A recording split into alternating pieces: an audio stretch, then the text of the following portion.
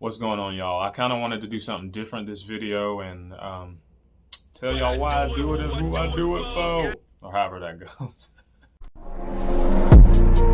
I got the juice, I play for hours. Coldest thing running, unlimited power. Doing my thing. My name's Juice Bunyan, Uncle Juice, Chris, Oji-san Juice, if we're doing Japanese. We can get into the name later. That's deeper than rap right there. That goes back a little bit. But why I'm here is because I obviously am a huge basketball nerd. I started off doing NBA content, but I saw there was something missing on the WNBA side. I've told the reason why I came over, the quick of it is that, I was a fan of Diana Taurasi. I became a more diehard fan of Kelsey Plum, so she's my GOAT. And then I follow Peely to the WNBA, Alyssa Peely, so I'm a Timberwolves fan. So what drew me, Diana. What drew me closer, Kelsey.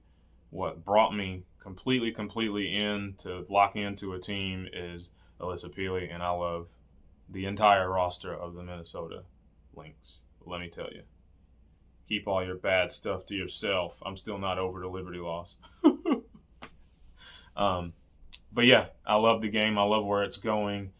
The one thing I will say is that I don't create content to follow dramatic lines, storylines, none of that. I'm here about the numbers, the ball, what people can do on the court. Everything outside of the court, I'm not their publicist. I'm not their agent, any of that. I don't know what's going on, nor do I want to know what's going on. That's the one thing I can't stand when it comes to talking about the greatness of a player. We're over here talking about the fact that they, I don't know, left a piece of paper on the ground, and now we're discussing whether they're going to be an actual good small forward or power forward based on that. Like, it's just, that's not my point at all.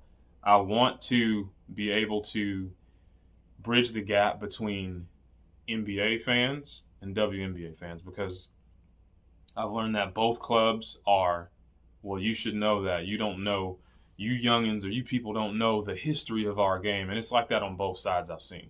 Now, the people that I've run into have been very gracious with me, very patient. And I've been on Threads. Threads is a lot less toxic. So let's get that straight. But every toxicity is everywhere. So I'm not saying that it's not there, but, because it is. But I'm here to kind of help the new fan bridge from one side to the other.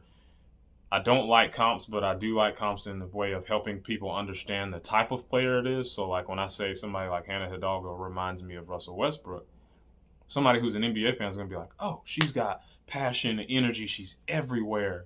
No more fire. Nobody on the court has more fire than her, and that is absolutely true. Or there'll be a prospect where I'm just like, they remind me of Jokic. They're not necessarily MVP level or dominant like that, but like, they're less athletic, they can pass, they can score. It's like an unassuming type deal. And you're just like, man, I didn't see that coming. But now we know. Same thing with Luka to an extent. I just want to marry the two. Next reason is because the WNBA media machine is broken. Because when I tell you, I get better information from beat writers and scattered Twitter accounts, scattered Threads accounts that put the information together better and release it better than the WNBA. It's true. Like, it's, if I were to just, blinders on and just follow WNBA social media, and that's not counting the teams, because the teams, there's just seems to be, it's disjointed. The teams will say stuff, then the WNBA will say stuff. WNBA say stuff, and then the teams will say stuff. So it's not, there's no connection there. And so I kind of want to help with some of that news and bring it in a streamlined form. I really kind of want to suggest, or be able to suggest certain people to follow if guys are on Threads and stuff like that, guys and gals. And so you can have people that you can get better information from, as opposed to the big sister news over there. Because their media teams, the people who create, sometimes it just leaves a lot to be desired. So I think there's a slot in there, and that's why I'm slotting myself on this side. And I love ball, and it doesn't really matter whether it's NBA, WNBA, or whatever. I love talking about it, and you're going to feel that when I talk about it, because I'm going to get deep off into the weeds on some stuff and, maybe not somewhere else. But one thing I'm not going to do is ride popular storylines. We're not going to sit here and talk Aces or Caitlin Clark all day. Or even though, my team's goal currently, Nafisa Collier. We're not going to talk 100% of the time about her, but I can't help that my team's a winning team. They didn't win the chip, yes, but they're still a very strong team with her and McBride and Peely and Alana Smith and all them, Dorka, all my favorite ladies. But even that I'm not going to spend time on because I really want to get into every team this year, including the new teams as they come and they expand. And I don't see a lot of people doing that, so hopefully you can get it from me. Hopefully I can grow a great community of you guys that are going to run with me the entire time, and I'm really looking forward to it. And even going back to the whole media thing, the way they talked about and covered the expansion draft was left a lot to be wanted as well. But you can't kind of do anything about that because that's their product.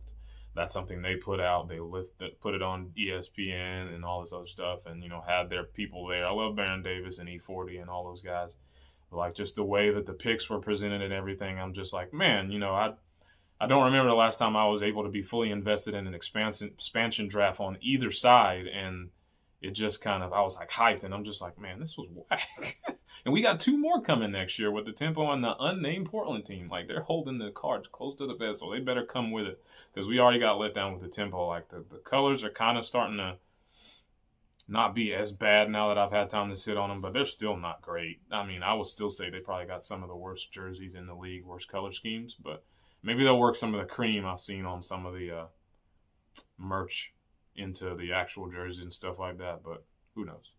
I think they can do better. But until they're able to do better, I'm going to do better for them. I'm going to be covering everything I can or desire to cover anyways, just to chop it up and come talk to y'all about basketball and things like that. As much as I can throughout the WNBA season. Draft work is where my soul is. That's where I go for. And this is going to be my first draft cycle.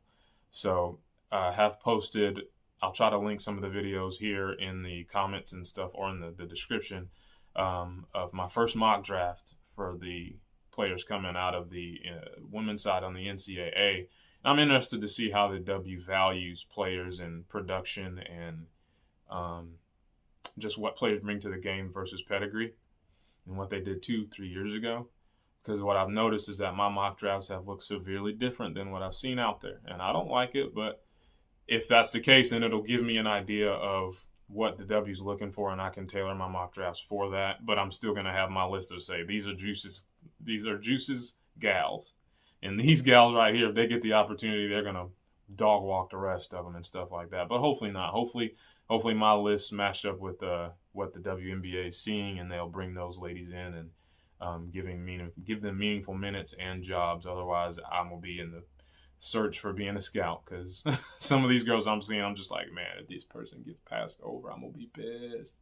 But these groups give me an opportunity to, again, show new people the new wave of players coming in every year.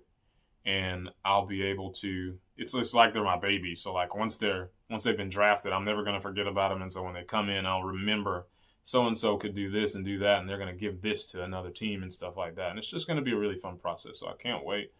I can't tell you what to do, though, but what I would like you to do is subscribe, follow, share, all of that. But I'll take your view.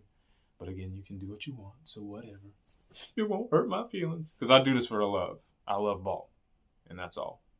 So until next time, OG Son Juice, Uncle Juice, just Juice. See y'all later.